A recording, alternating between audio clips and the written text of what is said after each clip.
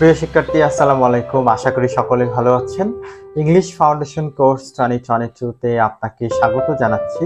আজকের লেসনটি হবে am2 is2 are2 এর ব্যবহার। তো চলুন শুরু করা যাক। am2 is2 are2 ব্যবহার করতে হয় যখন সেন্টেন্সগুলো হয় আমাকে যেতে হয়, তাকে ধরতে হয়, তাকে কোনো একটা কাজ করতে হয়, তাদেরকে কোনো একটা কাজ করতে হয়। এই জাতীয় সেন্টেন্সগুলোতে আমাকে যেতে হয়। I am to go, তাকে যেতে হয়। He is to go or she is to go, তাদেরকে যেতে হয়। They are to go, আমাকে খেতে হয়। কি খেতে হয়? ভাত খেতে হয়।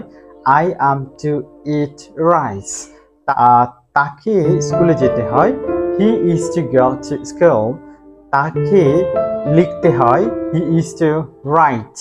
ওকে, আমাকে পানি পান করতে হয়। I am to drink water.